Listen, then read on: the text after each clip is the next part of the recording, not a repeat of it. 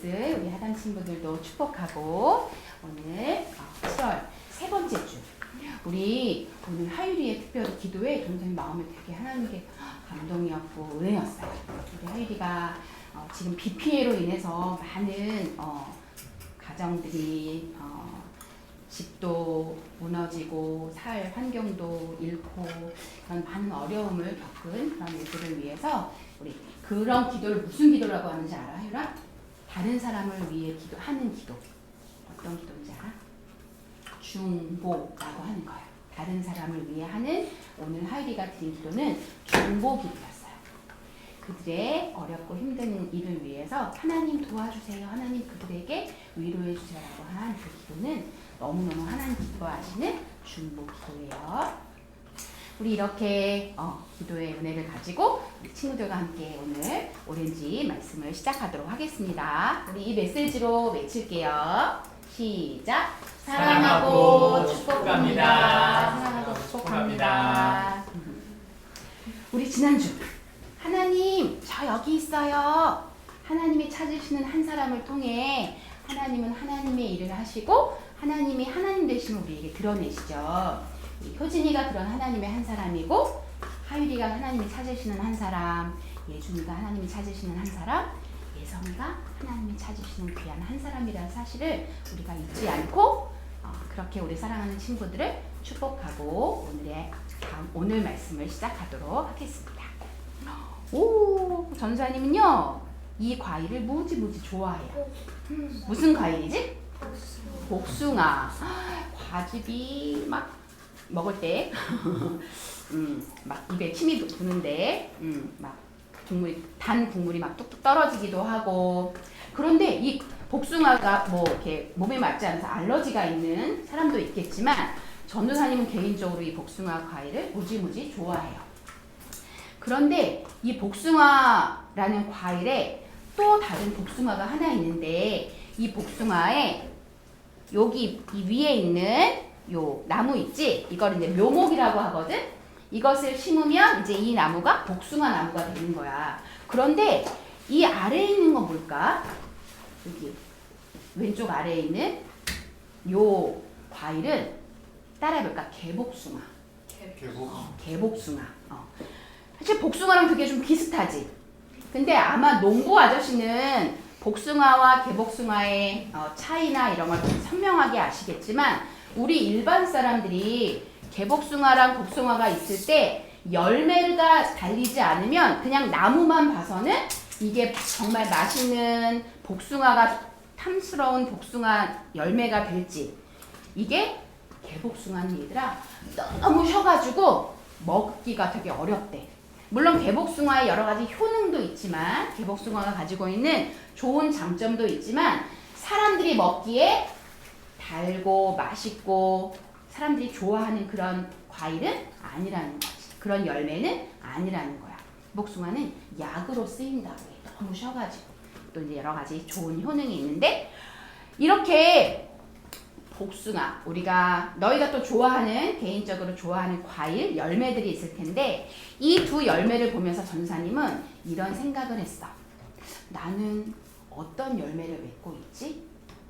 나는 내 인생에 어떤 열매를 거둘 수 있을까? 이런 생각을 해볼 때 전사님이 이런 메시지를 생각해봤어. 따라해보자. 하나님이 기뻐하시는 열매를 맺어야 해. 하나님이 기뻐하시는 열매가 도대체 무엇일까?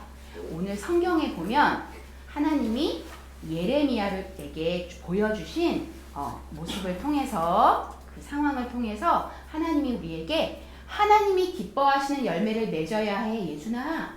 하나님이 기뻐하시는 열매를 맺어야 해, 예성아. 라고 하나님이 우리에게 말씀하시는 걸 우리가 귀담아 들었으면 좋겠어. 어떤 장면이지? 우리 이거 이 장면 되게 많이 봤었어. 어디로 가는 장면이었지?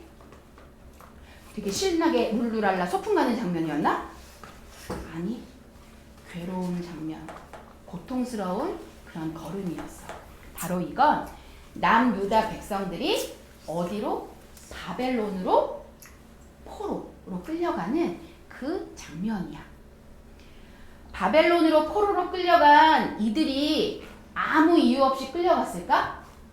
아니, 이들에게 끊임없이 선지자를 통해 하나님의 뜻과 회개해야 합니다. 여러분, 하나님의 뜻으로 돌이켜야 합니다라고 끊임없는 선지자, 특별히 우리가 지금 계속 듣고 있는 예레미야 선지자를 통해 하나님의 뜻과 계획하심을 끊임없이 들었음에도 불구하고 이들이 회개하지 않고 하나님께 돌이키지 않음으로 인해서 이들은 바벨론으로 포로로 끌려가게 되었어.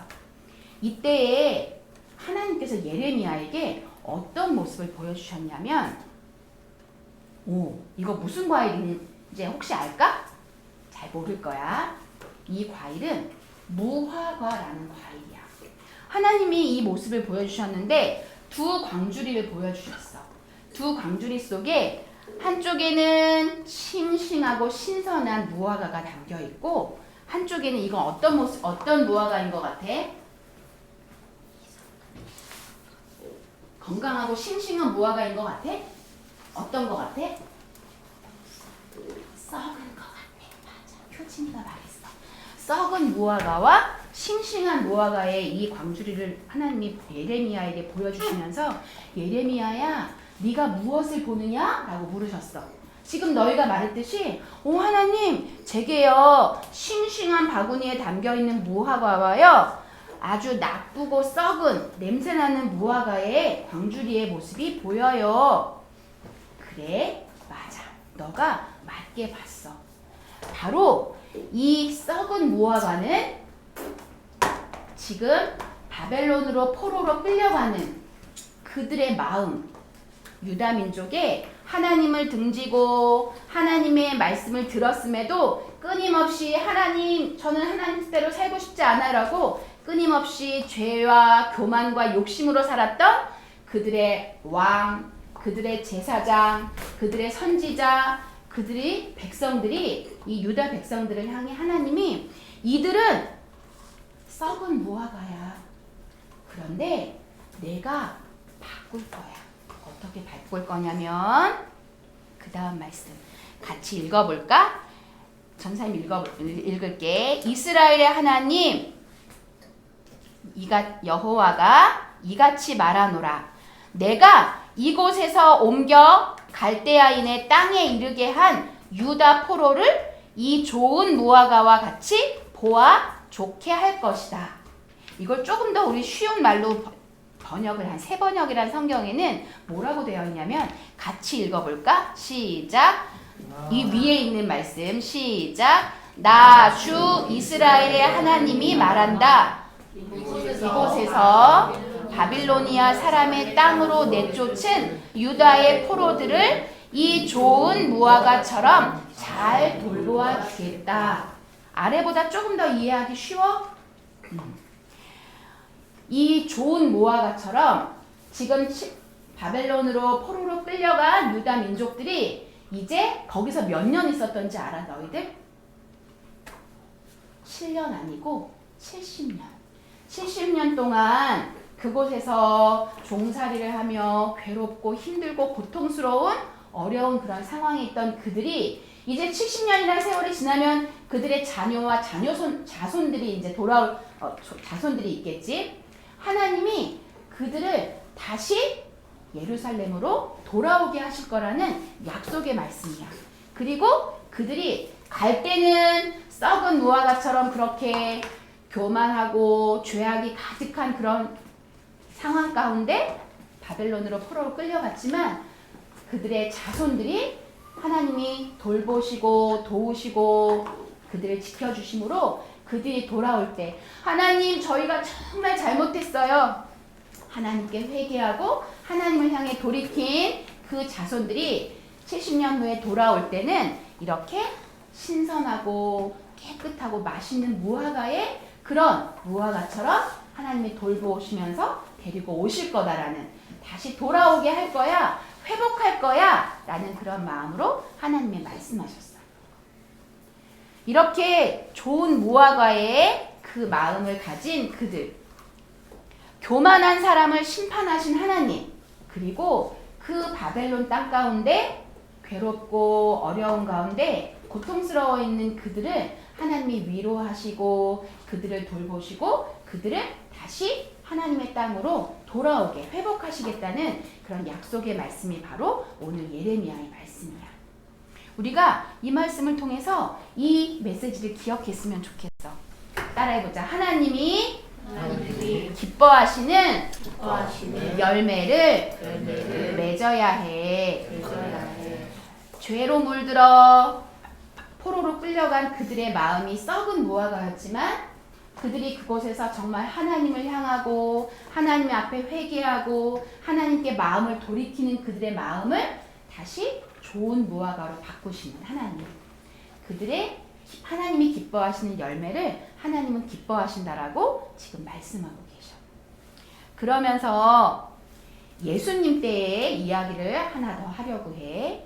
예수님께서 예루살렘에서 많은 사람들에게 하나님의 말씀을 전하시고 제자들과 함께 걸어가시는 중에 예수님도 얘들아 예수님도 배가 고프실까 안 배고프실까? 고프셔. 예수님도 하나님이시면서 사람이신 예수님도 배가 고프셨어. 시장하셨어. 근데 제자들과 함께 걸어가고 계신데 저기에 보니 무화과 나무가 있는 거야. 저 무화과 나무에 가서 저거 따서 맛있게 먹어야지 막 그런 생각을 하시면서 무화과 앞으로 나무로 가셨어. 근데 그 무화과 나무에 가니까 무화과 나무에 열매가 열렸어 안 열려 있어? 안 열려 있어. 다 말라 비틀어져 있어. 예수님이 이 무화과 나무를 향해 짧게 얘기하면 저주하셨어. 오, 예수님이 저주를 하셨네? 왜? 이 무화과 나무가 당연히 나무의 역할은 어떻게 해야 되는 거야? 좋은 열매를 맺어야 하는 거지. 좋은 열매를 맺어서 사람들에게 맛있는 열매를 제공해야 되는 것이 나무가 해야 될 일인데 이 나무는 말라 비틀어져 있고 열매를 맺지 못한 나무가 되었지. 그러면서 예수님은 이 나무를 향해 저주하셨어. 왜 저주하셨을까? 열매 맺지 못해서. 하나님이 전사님 그런 생각을 해봤어. 첫 번째 전사님이 시작할 때 했던 질문, 나는 어떤 열매를 맺고 있지? 우리 예준이는 예준이 마음에 예준이의 나무가 있어. 하율이도 하율이 나무가 있고 효진이도 효진이 나무가 있어. 예성이도 예성이 마음의 나무가 있어. 이 나무에 우리 열매를 맺어야 할까? 열매에 신경 쓰지 말아야 할까? 어떤 열매를 맺어야겠지. 그치? 내 나무에 썩어 뭉그러지고 냄새나고 비틀어져 있는 열매 나무까지 나뭇잎만 있는 그런 열매 나무가 됐으면 좋겠는 사람 아무도 없을 거야. 내 나무에 마음의 나무에 풍성한 열매가 맺혔으면 좋겠다는 사람. 맞아. 그럼 그 열매가 뭘까? 그 열매가 바로 감사의 열매가 될 수 있고 사랑의 열매가 될 수 있고 축복의 열매가 될 수 있어. 너희들이 이 땅을 살아가는 가운데 매일매일 생각해야 할 내 마음의 나무에 어떤 열매를 나는 맺을 것인가. 예수님은 내 마음에 하나님이 기뻐하시는 열매 어떤 걸 맺기를 원하실까. 우리가 고민하고 생각해 봐야 할 것 같아. 우리가 이번 일주일을 지내는 동안 또 우리가 앞으로 인생을 살아가는 동안 너희 마음의 열매, 내 마음의 나무에는 어떤 열매를 맺어야 할까? 생명을 살리는 하나님이 기뻐하시는 사람을 살리고 세우는 그런 사랑의 열매, 감사의 열매, 기쁨의 열매를 맺는 우리 효진이, 하율이, 예준이, 예성이가 되기를 축복해요. 우리 이 메시지를 다시 한번 외치고 기도하겠습니다. 시작. 하나님이 기뻐하시는 열매를 맺어야 해. 우리 함께 기도할게요. 파란 글씨 너희가 읽겠습니다. 시작. 하나님 아버지 감사합니다. 우리에게 예수님이 주인이신 가정을 주셔서 감사합니다. 믿음의 가정 안에서 예수님을 닮아가는 가족들 되도록 함께 해주세요. 우리 마음이 죄와 욕심으로 썩은 열매가 되지 않게 해주세요. 썩은 마음과 생각은 사람들과 세상을 망가지게 합니다. 예수님을 닮아가는 하늘의 열매로 하나님과 사람들을 기쁘게 하는 우리가 되게 도와주세요. 예수님의 이름으로 기도합니다. 아멘. 이번 한 주도 감사의 열매, 기쁨의 열매, 사랑의 열매로 우리 마음의 나무에 주렁주렁 하나님이 기뻐하시는 열매를 맺는 한 주가 되기를 축복하며 우리 천국이 가정으로 우리 윤삼남매 집으로 백사모로 가도록 하겠습니다. 예수님은 나의 왕, 예수님은 나의 왕, 살아계신 하나님 아들 내 마음에 모셔요. 어서서 오세요. 예수님, 살아계신 예수님 오세요. 여기 내 마음에 함께 계세요. 나의 왕.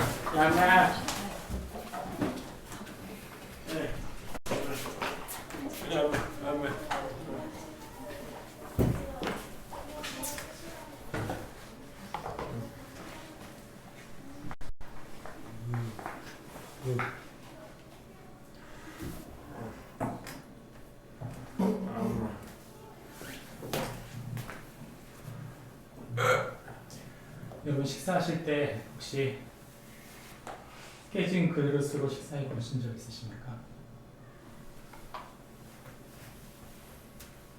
중국 사람들은 이가 나갔다고 그러죠. 그릇에 이가 조금 나가도 그것이 오히려 복을 불러온다 그래가지고 그걸 먹는다고 해요. 우리나라 사람들은 그렇지 않습니다. 이가 나갔다? 여기 큰일 날 집이네 이렇게 생각하고 바로 컴플레인하죠. 조금만 깨져도 우린 바로 컴플레인해요. 근데 조금이 아니고 박살이 났어요. 그릇이 박살이 났다고 생각해 보세요. 깨진 걸로 혹시 먹어본 적 있으세요? 아무도 안 드실 거예요. 저도 마찬가지예요. 깨진 것으로, 깨진 그릇으로 밥을 먹진 않습니다. 사실은 많은 사람들이 깨진 그릇으로 밥을 먹진 않아도 깨진 관계에 얼마나 얽매인지 몰라요. 이미 깨졌는데 깨진 줄 모르고 사는 거예요. 깨졌는데 상대방의 마음을 살피지 않는 거죠. 깨졌는데 그의 아픔, 그의 눈물, 그의 고통을 살피지 않는다면 사실 우리는 깨진 그릇으로 밥을 먹는 것과 같은 일을 겪게 됩니다. 한 커플이 사귀고 있는데 한 사람이 말했어요. 통보했어요. 분명히 나는 더 이상 만나고 싶지 않다. 우리 관계는 여기서 정리하자고 다 정리했어요. 근데 연락하고 다시 연락하고 분명히 돌아올 거야. 다시 연락하면 무슨 일이 됩니까? 스토커라고 그러죠. 그걸 정말 깊은 사랑을 하고 있다 이렇게 말하는 사람은 없어요. 집착하고 있다. 문제는 얼마나 많은 그리스도인들이 하나님과의 관계가 깨졌는데 깨졌음에도 불구하고 깨진 줄 알지 못한 채 하나님과의 관계가 아주 평안하다 생각하는 사람들이 의외로 많습니다. 하나님을 인격적으로 모시지 않은 사람일수록 하나님을 삶으로 경험해보지 않은 사람일수록 하나님께서 뭐라고 말씀하시는지 듣지 못한 채 자기 고집을 강하게 피우는 사람일수록 그 주변 사람들이 얼마나 고통스럽고 얼마나 눈물을 흘리고 얼마나 아픈지를 알지 못한 채 가고 있는 것이죠. 우리는 그런 사람들을 종교인이라고 해요. 종교에도 중독이 있습니다. 아니 목사님, 예수님 열심히 믿는 게 좋은 거지 어떻게 종교 중독이라고 말할 수 있어요? 여러분 종교 중독이라는 말은 다른 게 아니에요. 하나님을 사랑하라 이웃을 사랑하라는데 하나님을 엄청나게 사랑한다는 이유로 이웃을 돌보지 않는 사람들, 그 사람들이 종교 중독이에요. 나는 잘 믿는다고 생각해요. 근데 다른 사람들 자신이 열심히 믿는다고 할수록 다른 사람들에게 고통을 주는 거죠. 한 교회 공동체 안에서도 아니면 가까운 가족 안에서도 내가 열심을 내고 믿는데 이 사람이 믿지 않는다고 강하게 억누를수록 상대방은 고통을 받게 됩니다. 여러분, 우리는 혹시 하나님과의 관계가 깨진 것은 아닙니까? 하나님께서 어떤 눈으로 어떤 마음으로 우리를 보시는지를 우리가 잘 이해하지 못한다면, 하나님의 눈으로 우리가 하나님의 마음으로 누군가를 이해하고 하나님의 생각으로 누군가를 품어내지 못하면 우린 끊임없이 내 생각, 내 뜻대로 하나님을 믿고 있는 것입니다. 그것은 깨진 거죠. 본인은 잘 믿는다고 생각하지만 아니요, 오히려 그 사람 때문에 더 어린 사람들이, 더 믿음이 약한 사람들이 얼마나 피눈물을 흘리는지를 모르는 채 자기의 열심으로 믿는 거죠. 나는 그러지 않을 것이다. 우리는 그렇게 생각할 수 있는데 생각해 봐야 합니다. 나는 과연 어떤가? 나는 혹시 내 믿음이 하나님을 잘 알고 잘 이해하고 그분을 잘 품고 따라가는 것이 아니라 그분의 품 안에서 우리가 가는 게 아니고, 혹시 내가 고집 피우고 나의 뜻을 이루기 위해 다른 누군가가 피해를 보고 아픔을 겪음에도 불구하고 그것을 간과한 채 혹시 관계가 깨졌는데 하나님과 나는 너무 평화롭다라고 생각하고 가고 있는 것은 아닌지 우리 자신 스스로가 살펴봐야 합니다. 우리는 이 질문을 던져보는 것이죠. 어떻게 하면 하나님과의 관계가 깨지지 않고 그분과의 관계 속에서 은혜를 누리며 살 수 있을까요? 예수 그리스도를 믿는 사람은 은혜를 누리는 사람이에요. 우리가 예수님을 잘 믿었다는 뜻은 내가 종교적으로 열심히 했다는 뜻이 아니고 그분의 은혜가 내 안에 느껴지고 있다는 뜻이에요. 그분의 사랑과 은혜가 나를 채우고 있다는 뜻입니다. 그것이 느껴지지 않는다면 지금 사실 우리는 문제가 있는 거예요. 오늘 이에 대한 해답을 성경이 주고 있는데, 예레미야서 19장 1절부터 2절, 10절부터 13절 말씀이 우리에게 그 해답을 줍니다. 우리가 함께 이 말씀을 나누어서 읽겠습니다. 1절, 2절부터 10절부터 13절. 여호와께서 이와 같이 말씀하시되, 가서 토기장에 옹기를 사고 백성의 어른들과 제사장의 어른 몇 사람과 하시는 어디 곁에 있는 흰님의 아들 그쪽으로 가서 거기에서 내가 내게 이룬 말을 선포하여 너와 함께 가는 자의 목전에서 그 옹기를 깨뜨리고 그들에게 이르기를 만군의 여호와께서 이와 같이 말씀하시되 사람이 도기장의 그릇을 한 번 깨뜨리면 다시 완전하게 할 수 없나니 이와 같이 내가 이 백성과 이 성을 무너뜨리리니 도대체 매장할 자리가 없을 만큼 매장하리라.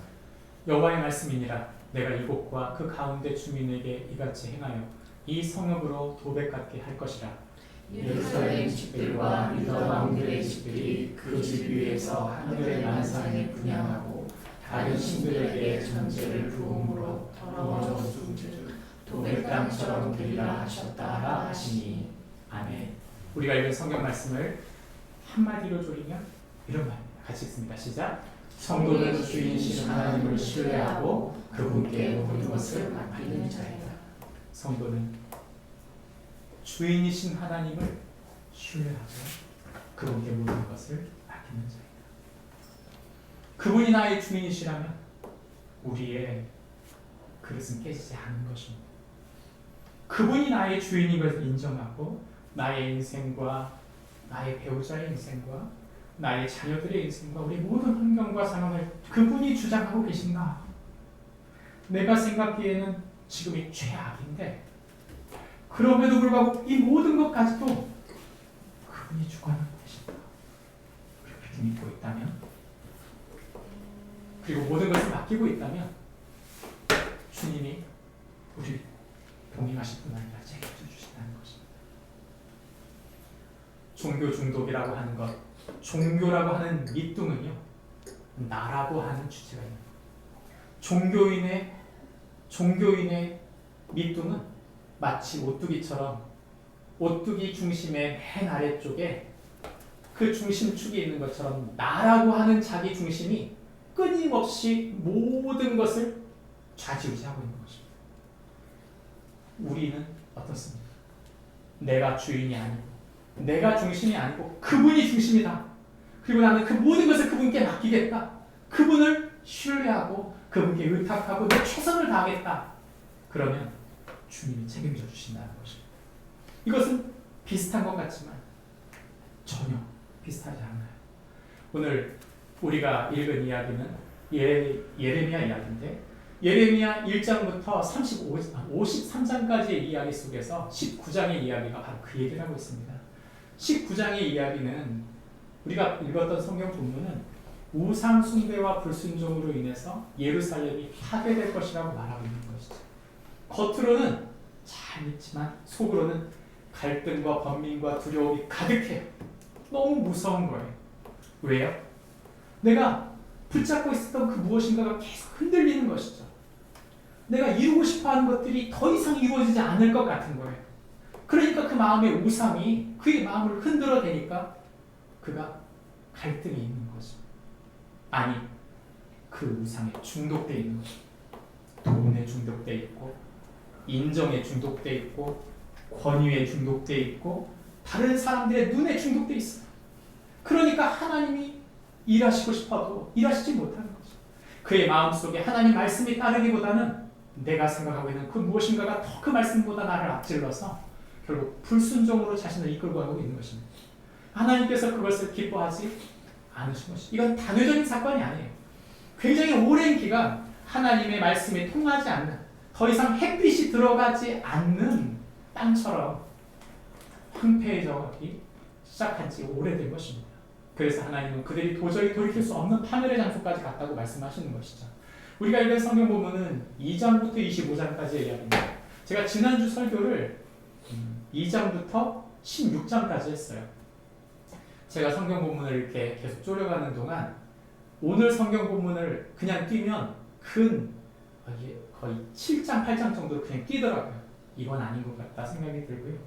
이 본문을 제가 한 번 더 추가하는 이유는 17장부터 25장까지의 이야기, 이 8장 정도 되는 이야기를 다시 살펴보는 이야기는 이 시대의 많은 사람들이 바로 그때 그 사람, 2500년 전에 남유다와 너무 흡사한 신앙의 본질을 갖고 있다. 관점을 갖고 있다라는 생각이 들어서 이 말씀을 나누는 것입니다. 예레미야는 이스라엘 하나님 백성이라고 믿었던 남유다에게 선포합니다. 너희는 멸망할 거다. 너희가 가진 걸 다 빼앗길 거고 너희 가족이 다 흩어질 거고 너희가 또 완전히 잡혀가서 종살이 할 때 70년을 살 거다. 한 번 말한 게 아니에요. 우연히 말한 거 결코 아닙니다. 몇 번이고 북쪽에서 바벨론이 내려와 우리를 잡아갈 거다라고 끊임없이 이야기한 것입니다. 단순히 어쩌다 한번 이루어지는 예언을 말한 게 아니라 그것은 너희의 죄악 때문이라고 말한 거지. 그들의 잘못된 중심, 그 종교 중독에 대하여 그들의 깨진 관계에 대하여 말한 것입니다. 하나님과의 관계를 다시 세우려면 어떻게 해야 될까요? 성경은 우리에게 세 단어를 말합니다. 첫 번째 주인, 두 번째 목자, 세 번째는 하늘이라는 단어입니다. 성경을 저는 조리는 걸 굉장히 중요시 생각하는데 왜냐하면 결국 그 말 하고 싶어 하는 거예요. 결국 하나님의 주권 얘기하고 싶어 하는 거고 결국 내가 목자다라고 말하고 있는 것이고 결국 너희가 이 땅의 열매가 아니라 하늘의 열매를 거둬야 된다. 이 얘기하기 위해서입니다. 너희가 그처럼 내가 주인 되고 세상 목자 따라가고 끊임없이 세상의 열매를 쫓았기 때문에 너희가 그 중독에 걸렸고 너희가 그렇게 관계가 깨어져 갔기 때문이다 라고 말하고 있는 것이죠. 이 이야기를 하나씩 풀어보면 이때 상황에 하나님은 전제 조건으로 17장에서 말합니다. 9절 말씀을 같이 읽어볼까요? 시작. 만물보다 거짓되고 심히 부패한 것은 마음이라 누가 능히 이를 알리오나니. 하나님 우리에게 먼저 말씀하세요. 17장의 전제 조건이 뭐냐면 내가 너를 잘 알고 있다. 아니 다 알고 있다. 그래서 10절에서 이렇게 말합니다. 나 여호와는 심장을 살피며 폐부를 시험하고 테스트. 네가 진짜 믿음을 갖고 있는지 아니면 겉으로는 믿는다 말하지만 갈등하지 않으면서 그저 고민하지 않으면서 그저 타협하는 선에서 어느 순간 익숙해져 버린 그런 믿음을 갖고 있는지 하나님이 시험해 보겠다는 거죠. 우리가 무너지는 걸 잘 알고 계세요. 우리의 약함을 잘 알고 계세요. 그렇다면 여러분 중요한 게 뭡니까? 그것은 하나님께 내 마음을 보여드리는 것입니다. 여러분 예레미야도 똑같았어요. 예레미야도 한치도 우리보다 더 나은 사람이 아니었어요. 그러나 예레미야의 기도를 들으신 것은 그가 하나님께 진솔했기 때문이에요. 하나님 지금 이런 상황을 보십시오. 내 상황이 지금 이렇습니다. 내 관계가 이렇습니다. 정치가 이렇습니다. 우리 주변의 정황이 지금 우리가 도저히 앞으로 나갈 수 없는 상황입니다. 주님, 무엇보다 제 자신이 지금 문제입니다. 그랬을 때 하나님이 그를 만나주시고 그를 새롭게 하신 것이죠. 신앙의 첫 단추는 진솔합니다. 하나님께 진솔하지 않으면서 우리가 하나님 앞에 바로 설 수 없는 거짓말입니다. 예레미야가 이 이야기 17장을 전제하는 이유는 너희가 하나님을 의지하면 그 의뢰하는 자는 복을 받을 것이지만 너희가 불의로 치부하는 자, 불의를 통하여 내가 무엇인가를 물질적 축복을 얻고자 하는 자들, 그 자들은 반드시 하나님께서 심판할 것이라고 말씀하시는 전제로 이야기하고 있는 것입니다. 오늘 성경은 우리에게 그러한 남유다에 물들어 있는 사람 의지하고 육신 의지하고 불의를 의지했던 남유다가 저주를 받게 될 것이지만 오직 하나님만 의지하는 사람은 하나님을 의뢰하는 자, 진솔하게 하나님께 묻는 사람, 그 상황과 모든 정황을 하나님께 아뢰는 사람은 복을 받을 것이라는 걸 전제하는 상황으로 이야기합니다. 첫 번째는 주님 주인 되신 하나님께 돌이키라는 것입니다. 우리가 읽었던 성경 본문에 보면 그런 얘기가 나오죠. 그릇입니다. 여러분, 하나님께서 예레미야에게 토기장의 집에 가서 그릇을 사라고 한 거죠. 옹기를 샀어요. 그리고 나서 장로들 그리고 자신이 아는 어른들을 데리고 갑니다. 어디론가. 그곳 장소의 이름이 도벳입니다. 도벳이라는 장소에 가서 10절에 보면 너는 함께 가는 자의 목적, 그들이 눈앞에서 보는 자리에서 그냥 깨라는 거예요. 깨버렸어요. 그릇을. 정말 그릇을 깬 거죠. 그 그릇을 깼어요. 사람들이 깜짝 놀란 거죠. 왜 실컷 갖고 왔던 그릇을 깼느냐? 이제 뭐냐면 관계가 깨졌다는 걸 보여주기 위해서요. 왜 관계가 깨졌을까요? 왜 관계가 깨졌는지를 알려주는 장면이 바로 그 장소에 있었던 거예요. 19절을 읽어보면요, 끊임없이 한 장소가 등장하는데 그 이름이 도벳입니다. 이 도벳이라는 단어는 불타는 곳, 태우는 곳 이런 뜻이에요. 뭔가를 태운 거죠. 뭔가를 태웠어요. 뭐를 태웠을까요? 성경에 보니까 그 도벳이라는 곳은 흰놈의 골짜기, 흰놈 아골 골짜기, 우리 찬송가 할 때 아골 골짜기 이런 말 나오잖아요. 그 골짜기예요. 그 골짜기 어디 오냐면 이 몰렉을 섬기는 이 이방 신을 섬기는 유대인들이 와서 자기 자식을 태운 거예요. 내 자식을 태우고 내 욕망, 내가 그토록 소망하는 욕망을 이루기 원해 그 신 앞에서, 몰렉이라는 신 앞에서 자식을 태운 거죠. 바로 그 장소, 자기 욕망에 물들어서 자식을 태우는 장소, 거기서 가서 그릇을 깨버린 것입니다. 묻겠습니다. 요즘도 우리 자식을 태우는 그런 부모가 있을까요? 아이, 목사님 2500년 전 얘기인데 지금 이게 자식을 무슨 태웁니까? 태우기는. 네, 그렇게 불태우진 않죠. 저는 여기서 15분만 차 타고 들어가면 저기 대치동에 가면요, 자식을 불태우는 부모들이 있습니다. 그 부모들의 말을 들어보세요. 자식한테 이렇게 말합니다. 내가 너한테 이번 영어 과목에 월 200만 원 드는 선생님이 붙여줬어. 그런데 네가 받은 점수가 이거야? 네가 이럴 수 있어? 네가 그러고도 인간이야? 뭘 말하는 거죠? 정말 아이를 위한 걸까요? 아닙니다. 내가 뭔가를 투자한다고 할 때 그거는 아이를 위한 것이 아니라 사실 자신을 위하고 있는 거예요. 욕망이 불타는 부모, 욕망이 불타는 엄마와 아빠들이 얼마나 많아요. 이렇게 말하면 잘 아다하다 하실 수 있어요. 이게 언제 가장 와닿느냐? 이제 아이들이 학원 간다고 해가지고 보냈는데 점수를 받아왔을 때 드는 생각이, 이게 이제 초등학교는 잘 몰라요. 언제냐? 중학교, 고등학교 들어가보면 압니다. 과외비는 비싸지고 성적은 안 좋고 정말 힘들죠. 그때 하나님 말씀하시고, 너는 지금 무엇을 불태우느냐? 여러분, 사실 우리 욕망을 불태워요. 내 노후자금을 다 깎아가지고 너한테 투자하고 있는데 네가 이런 식으로 하면 되겠냐? 하지 마세요. 그럴 거면 하지 마세요. 이 아이에게 신앙을 제대로 전수하는 것이 이 아이에게 훨씬 더 큰 보장이지. 이 아이가 그 점수 잘 받았어도 하나님 떠나면 아무것도 아닙니다. 내가 불타고 있는 우상에 불타고 있는데 어찌 그 자녀가 하나님을 신뢰할 수 있겠어요? 도액이라고 하는 장소는 그런 욕망에 불탄 부모들에게 바로 하나님과의 관계가 깨졌다는 걸 보여주는 장소예요. 우리는 어떤가요? 우리도 혹시 하나님보다 우리 자식이 더 중요하진 않습니까? 여러분, 저는 굉장히 아픈 질문인데 제가 아내한테 물어봤어요. 당신은 이 도윤이 서윤이 없어도 살 수 있어? 말이 막히죠. 말이 안 되는 말이에요. 있어서는 안 될 말이죠. 여러분, 살아야 해요. 살아야 합니다. 나 자신을 하나님께 세우기 전에는 우리 아이들을 믿음의 사람으로 세울 수 없어요. 내가 하나님 앞에 온전히 나 자신을 드리지 않고는 우리 자녀들이 건강한 하나님의 사람으로 세울 수 없는 거예요. 오히려 우리 자녀들이 우상이 될 때도 기타는 사실 기억해야 돼요. 예레미야가 그릇을 깨트린 이유, 그것은 바로 하나님이 주인이시다.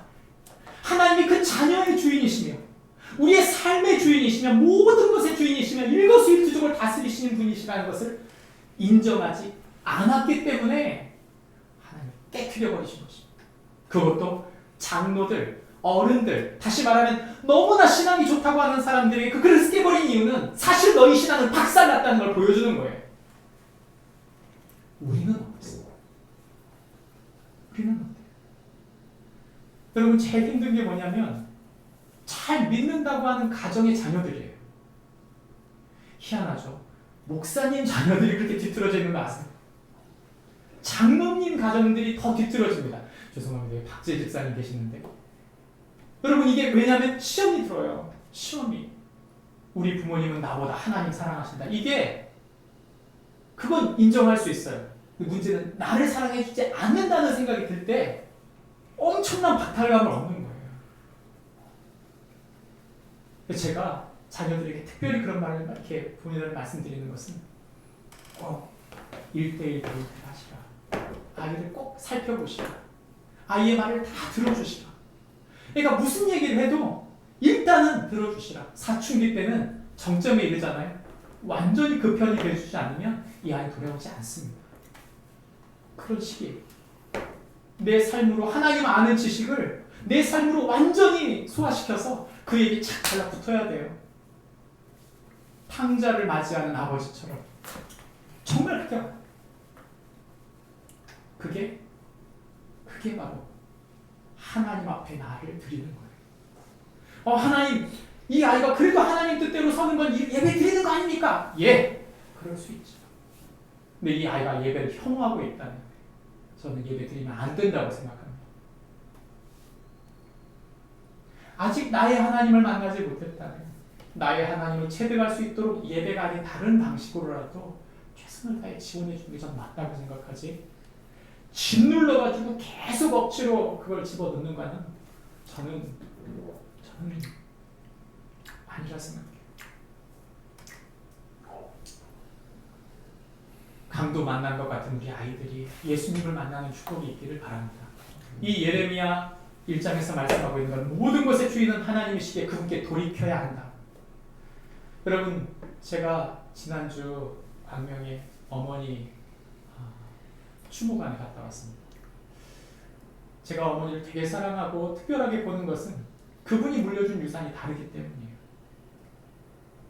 그분이 우리에게 항상 들려줬던 성경 구절이 있습니다. 요한복음 3장 16절 말씀. 하나님이 세상을 이처럼 사랑하사 독생자를 주셨으니 이는 저를 믿는 자마다 영생 없게 하려, 멸망치 않고 영생 없게 하려 하시니라.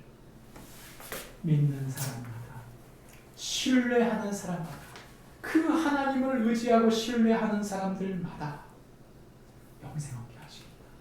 우리의 믿음은 한 번의 믿음이 아닙니다. 이 믿음은 구원, 점진적인 것으로 그분 앞에 가는 마지막 날까지 그분을 신뢰하고 의지하는 관계를 지키는 것입니다. 이 관점이 없으면 믿음을 방치해버려요. 옛날 믿음, 옛날이 좋았지. 끊임없이 옛날이 좋대요. 아니요. 제가 볼 때 그 사람은 옛날이라도 하는 우상에 빠져가지고 오늘의 믿음을 잃고 있는 거예요. 오늘의 믿음. 그 믿음을 텐션, 끝까지 긴장하면서 지켜가야 합니다. 축구는요, 마지막 심판이 호각 불 때까지 하는 거지, 내가 10골 넣었으니까 우리 쉽시다. 그런 거 없어요. 그렇지 않나요? 역전되는 경우 얼마나 많은데요. 똑같아요. 우리가 주님 앞에 서는 그날까지 우리 끝난 거 아닌 거예요. 그렇다면 그분이 나의 주인이심을 끝까지 잃지 않고 그분을 신뢰하는 축복이 우리 모두에게 있기를 바랍니다. 성경은 우리에게 그분이 우리의 참 목자시라고 말합니다. 세상의 목자가 많이 있었던 거예요. 당시에 세상 목자들이 너무 많은 거죠.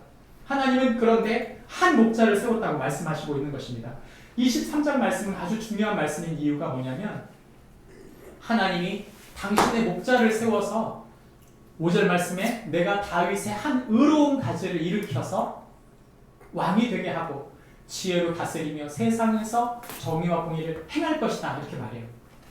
한 사람을 통해 완전히 회복할 거다. 이게 23장 이야기거든요. 근데 이 말이 너무 딴판이에요. 완전 심판받을 그들에게 한 사람으로 모든 걸 바꿔놓겠다는 거죠. 여러분, 왜 하나님께서 이 말씀을 주신 것인가? 그들이 한 사람의 구원자를 바라봐야 하기 때문입니다.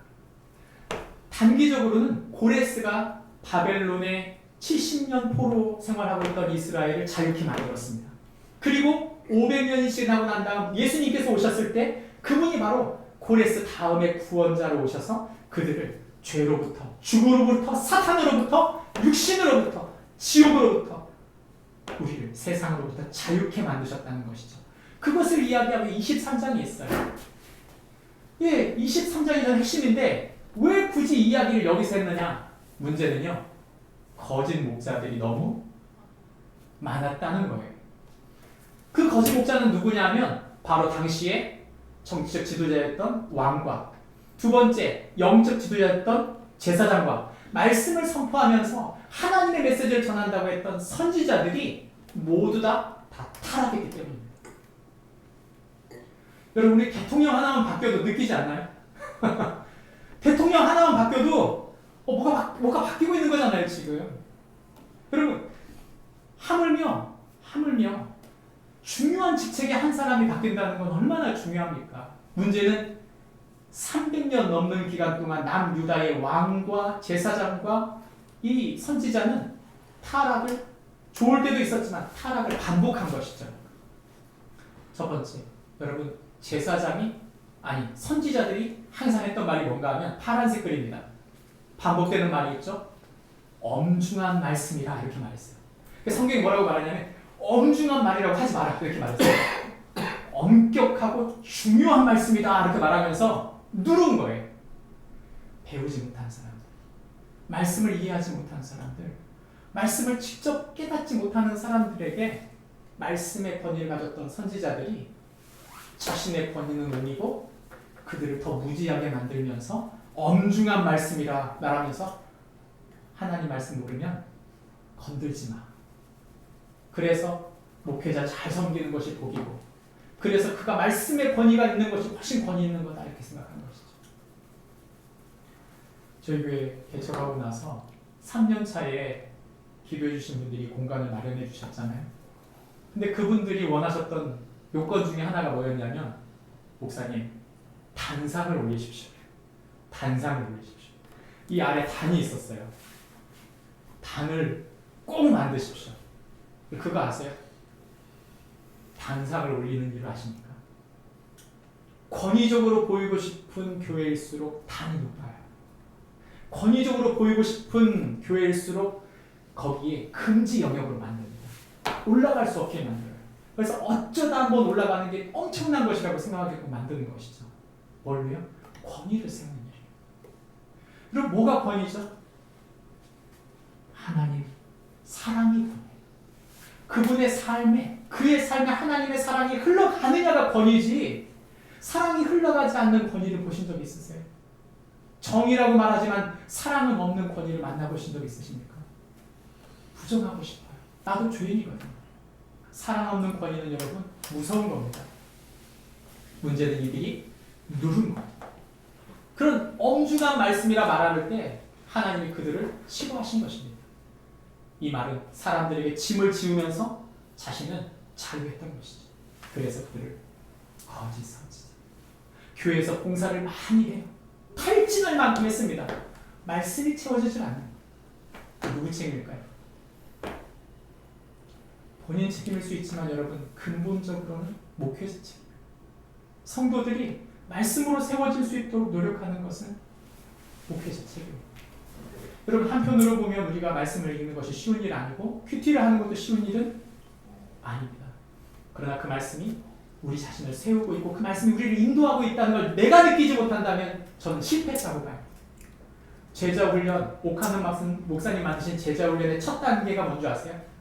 3단계가 있는데 첫 단계 6주 동안 배우는 게 뭐냐면 큐티입니다. 큐티를 거기다 둔 이유는 평생 하나님 말씀 붙잡고 살라고, 그래서 혹시라도 누군가 말씀을 잘못 전하고 말씀을 잘못 해석할 때 이단이든 그게 잘못된 목회자든 그 분별하라고 주시는 거예요. 말씀을 내가 해석하지 못하면 속게 됩니다. 엄중한 말씀이다. 무슨 말이? 속이려고 하는 거예요. 속이는 것이에요. 모든 설교자가 다 속인다. 그런 말은 아니에요. 그러나 여러분 그가 정말 틀린 말인지 맞는 말인지 뭘로 분별해요? 말씀을 이해하고 있으면 분별이 됩니다.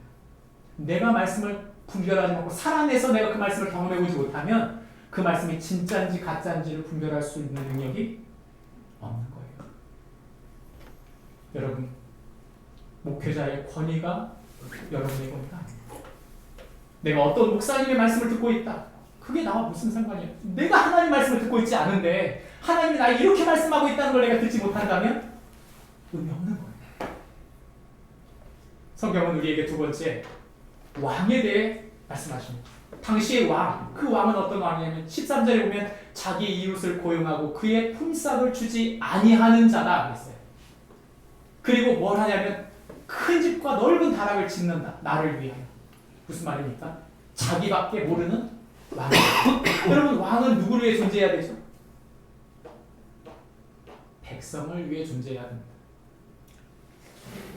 왕은요 백성의 안전과 그들의 번영을 위해 존재하는 사람이 왕이에요. 그렇지 않습니까? 근데 왕이 나밖에 모른다. 무슨 말입니까? 왕으로서 전적으로 본질을 잃어버린 사람이라는 것이죠. 남유다의 바로 여호야김이라는 사람이 바로 그런 사람이에요. 자기밖에 모르는 왕. 그래서 하면서 성경이 하는 말이 뭐냐면 너희 아버지 요아스는 그러지 않았다. 하나님을 따르고 백성을 사랑하려고 애를 썼는데 왜 너는 너밖에 모르느냐. 내가 너를 어떻게 하겠다? 그래서 하나님이 그를 예루살렘 문 밖으로 그리고 바벨론으로 끌려가게 만든, 자기 책무를 다하지 못하는 왕을 하나님은 감옥에 가두셨어요. 왕만 그랬느냐? 마지막 바로 제사장들이 그랬습니다. 제사장 중에 유명했던 바스올이라고 하는 제사장이 예레미야가 하나님 말씀을 선포하니까 어떻게 했냐면 감옥에 가뒀어요. 그랬을 때 이제 거기에 잡혀 있다가 3절에 보면 예레미야를 풀어줄 때 나무 고랑, 이게 이제 목과 발에 이렇게 채워져 있었던 거죠. 그 고랑을 채워줘서 이제 풀어지게 될 때 하나님이 예레미야에게 말씀하세요. 그의 이름을 바솔, 평화라는 이름을 주지 마라. 그의 이름을 뭐라고 바꾸냐? 마골 믹사르리라 하여라. 이런 성경이 어렵잖아요. 찾아보시면 쉬워요. 요즘 AI 읽어보시면 뭐라고 나오냐면 두려움이 사망에 있다. 그 이름을 바꿔버려요. 이 제사장이 항상 사람들에게 했던 말이 뭐냐면 여러분 행복하십시오. 여러분 평안하십시오. 자녀가 잘 되고 복을 받으시길 바랍니다. 예수 잘 믿으면 하나님께서 여러분에게 복을 주실 것이고 교회에 충성하면 하나님이 역사하실 겁니다. 그 말하고 있었던 거 아닙니까? 평화할 겁니다. 근데 하나님이 그에게 말씀하고 있는 거예요. 아니, 너희가 지금 벼랑 끝에 있는데 평화하다고? 깨진 관계 속에서 그가 하고 있는 그 메시지를 하나님이 완전히 뒤틀어서 내가 너를 잡아갈 건데 어디까지 끌고 가느냐. 성경에 보면 6절에 다소라 너와 네 집에 사는 모든 사람이 포로되어 옮겨지리니 내가 바벨론에 이르러 거기서 죽어 거기 묻힐 것이라. 너와 너의 거짓 예언을 들은 네 모든 친구도 그와 같으리라. 여러분, 우리는 복음을 제대로 이해해야 해요. 복음이란 우리에게 한 번 믿었다고 해서 우리에게 항상 평안이 올 거다. 우리가 열심히 하면 하나님이 다 복을 주실 거다. 그렇게 말하지 않습니다. 복음이 뭡니까? 세상이 죄악되고 우리도 부패한 걸 고백하는 것. 철저히 모든 것을 내려놓고 하나님께 엎드렸을 때 하나님, 너는 죄인입니다. 이 세상도 죄인입니다. 우리는 소망이 없습니다. 주님, 우리를 다스려 주십시오. 주의 나라를 우리에게 허락하여 주십시오. 당신의 거룩한 나라가 우리의 영광이 되게 해주십시오. 엎드렸을 때, 순복하고 순종했을 때 그분이 그분의 손으로 우리를 의롭게 만드시고 그 예수 그리스도의 피값으로 의롭게 만드실 뿐 아니라 그런 의로운 삶을 살아가는 이들에게 하늘의 나라를 이루어 가신다고 말씀하시는 것, 그거 우리가 믿지 않습니까? 복음의 끝은 복이 아니에요, 여러분. 복음의 끝은 예수 그리스도의 심판의 날이 끝입니다. 그 심판날에 그날까지 갈 때는 여러분 뭘 지고 가요? 예수님 말씀하십니다. 너희가 나를 따르려거든 자기를 부인하고 자기 십자가를 지고 나를 쫓을 것이다. 복음이란 우리가 십자가를 지는 것만큼 그날에 받는 것이에요. 우리가 누군가의 허물과 죄와 부족함, 그 연약함을 붙들어 하나님의 사람으로 일으켜갈 때 그 십자가를 감당한 사람들에게 하나님께서 마지막 날에 내가 너에게 값을 주겠다 말씀하고 있는 것이지, 마치 이 세상에서 모든 복을 이루는 것이 복음인 것만이 아니라고 말했다면 저는 그것이 진짜라고 생각하지 않습니다. 여러분, 이런 사람들의 세 종류의 리더들이 모두 다 망가졌을 때 이들은 절망하게 된 것입니다. 그래서 하나님이 23장에서 예레미야 23장에서 진정한 목자는 바로 예수 그리스도 한 분이라고 말하고 있는 것. 여러분과 저의 목자는 누구십니까? 여러분과 저의 목자는 누구십니까? 예레미야 23장 5절부터 6절 말씀이 말씀하고 있는 그 한 목자는 바로 한 방향 예수 그리스도를 가르칩니다. 그분은 우리를 인도하는 진정한 목자이십니다. 우리가 그분 앞에 기도하고 그분의 말씀을 이끌려 나가면 그분은 복음으로 우리를 인도하십니다. 우리 자녀들이 예수님을 만나게 될 때 우리가 복음을 만난 사람으로 우리 자녀들이 세워지게 될 것을 믿습니다. 마지막 성경은 우리에게 세상에 하는 하늘의 열매를 맺으라고 말합니다. 24장과 25장에 쭉 나오는 이야기들의 아주 중요한 핵심은 24장 5절부터 10절의 이야기인데, 이 이야기에서 두 바구니에 대한 얘기를 하는 것이죠. 이 과일 방주리, 여러분 아까 우리 전도사님이 메시지를 전했지만 이 이야기가 바로 그 이야기입니다.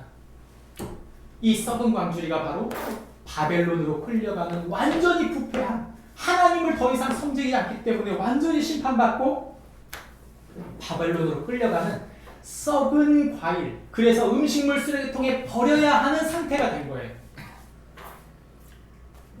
반면 이 싱싱한 신선한 이 무화과 광주리는 바로 그 70년의 고난 속에서도 하나님만을 의지하고 하나님을 소망으로 품고 자신의 모든 것을 내어 바쳐드려 이제 고국으로 돌아오는 새로운 마음과 새로운 기대감을 가진 하나님 백성들을 이야기하는 것입니다.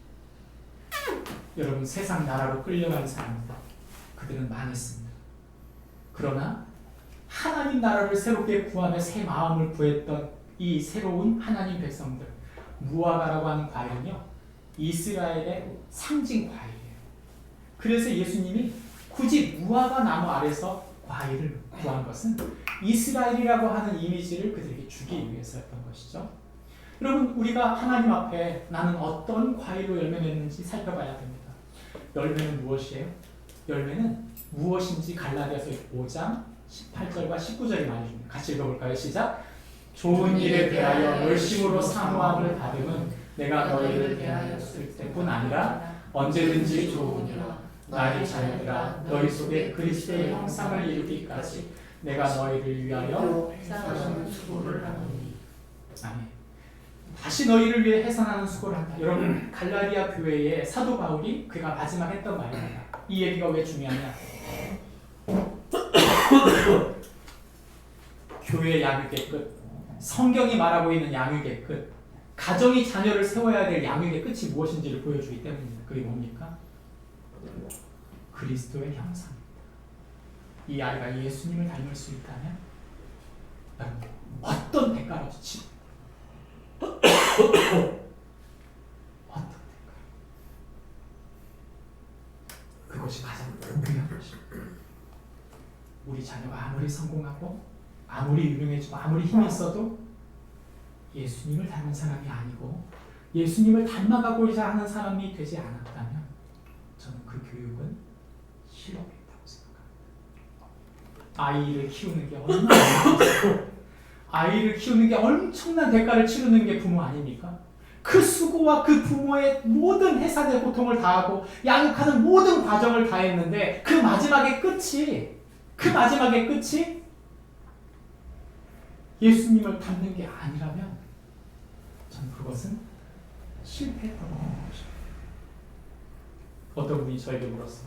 목사님,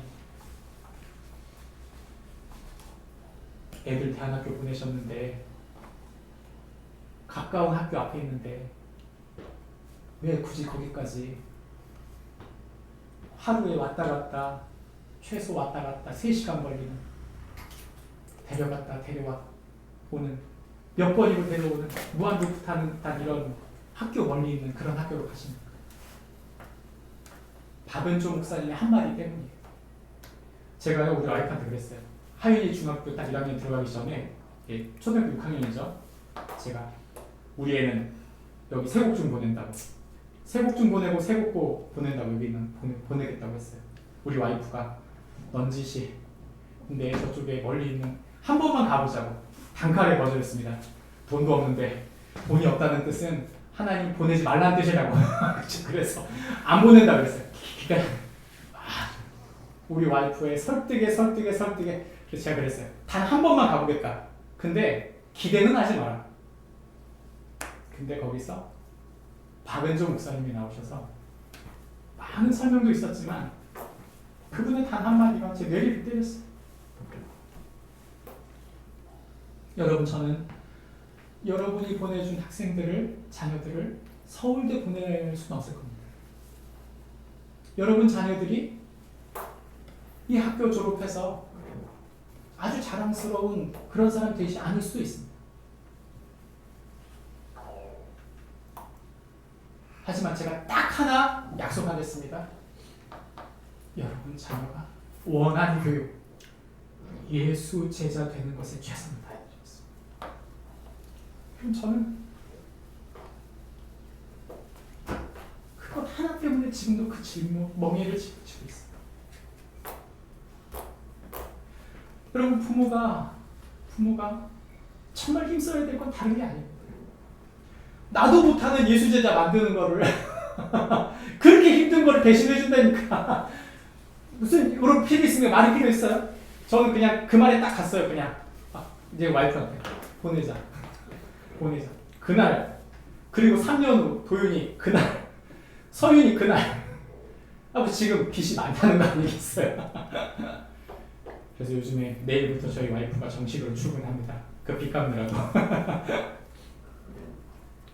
목사님, 빚까지 져가면서 그렇게 해야 됩니까?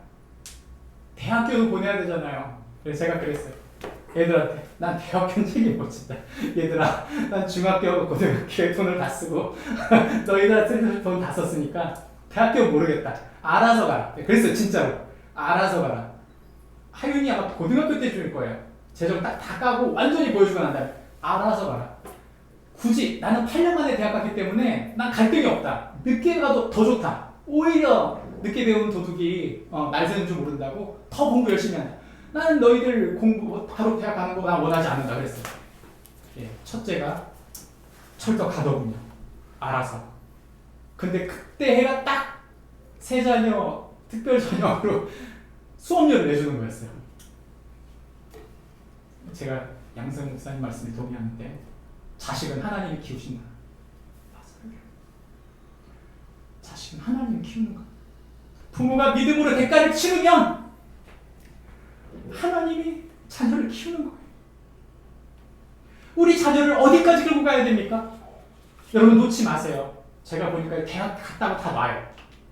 대학 가면 얘들이 물어봐요. 아빠 술 마셔도 돼? 100번 물어봅니다. 뭐 그때까지 안 가도 돼요. 예, 우리 막내가 물어봐요. 아빠 술 마셔도 되냐고. 웃기지도 말라고 하는데 여러분 근데 힘들잖아요. 마지막까지 간 거예요. 이 아이들이 결혼할 때가 아니 여러분 결혼하고 끝나지 않아요. 우리가 무덤 들어가기 전까지 우리는 부모예요. 우리 무덤에 들어가기 전까지 부모예요. 그 부모의 책임은 뭐 어떤 영적인 책임이에요? 우리 자녀가 예수 닮은 사람으로 세우는 게 우리의 책임이지. 우리의 중년 이후를 잘못 살면 우리 아이도 중년 이후 잘못 살게 돼 있어요. 아무리 잘 키웠어도. 안 그러겠어요? 우리가 마지막 가는 날까지 어떤 삶을 살 어떤 믿음으로 가는지를 보여줘야 돼요. 그러지 않으면 우리 자녀들 맨 마지막에 믿음 풀어질 수 있는 거예요. 여러분 엄청난 숙제를 드리는 게 아닙니다. 우리가 예수님을 닮아가는 우리 자녀들이 예수님 닮는 줄 믿고 믿음으로 주님 앞에 나아가는 축복이 우리 모두에게 있기를 바랍니다. 기도하겠습니다. 우리 이 시간 말씀을 생각하시면서 같이 한번 기도했으면 좋겠습니다. 이스라엘 백성들은 그릇이 깨지듯이 깨진 관계로 들어갔습니다. 그들이 관계가 깨져버린 이유는 더 이상 하나님이 주인이 아니었기 때문입니다. 더 이상 그들은 참 목자 되신 주님을 따르지 않고 세상 목자를 따라갔기 때문입니다. 그들은 세상의 열매를 맺기를 원했지 하늘의 열매를 구하지 않았기 때문입니다. 우리의 양육의 목적은 무엇입니까? 주님, 우리와 주님과의 관계를 바로 세우는 동안 우리에게 맡겨주신 자녀들, 아니